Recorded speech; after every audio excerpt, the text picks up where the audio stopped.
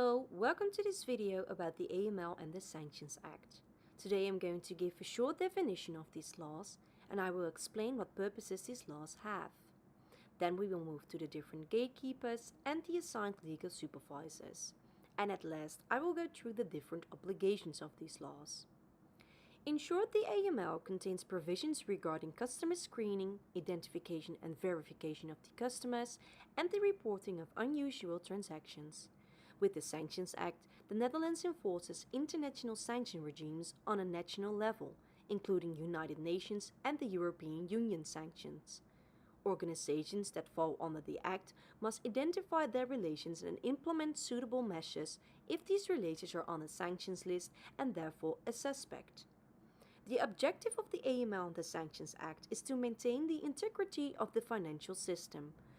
Public confidence in this system is severely damaged if parts of the system are used to launder the proceeds of crime and to finance terrorism.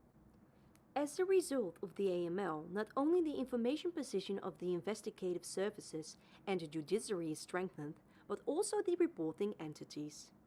Both acts impose legal requirements on financial and other institutions to ensure their integrity, combating undesirable trade, money laundering, and terrorism.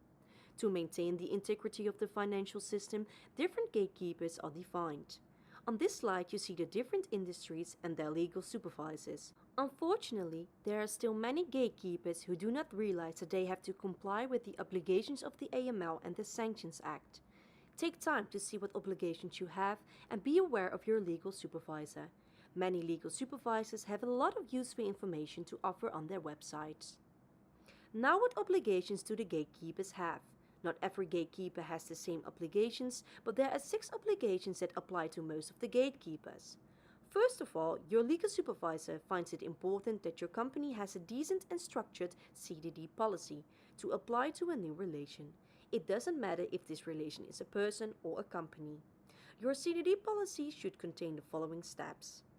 Identifying and verifying the relation. In the case of a company, a U-boat check is obligated or very useful in this step. Then, you must determine the origin of the money.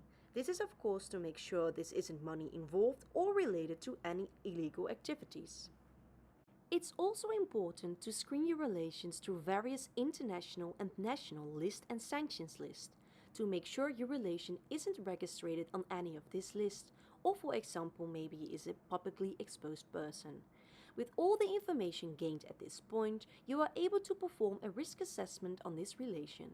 Make sure you report all your findings and the steps you went through. Monitor your relations depending on the risk assessment and report unusual events such as unusual transactions.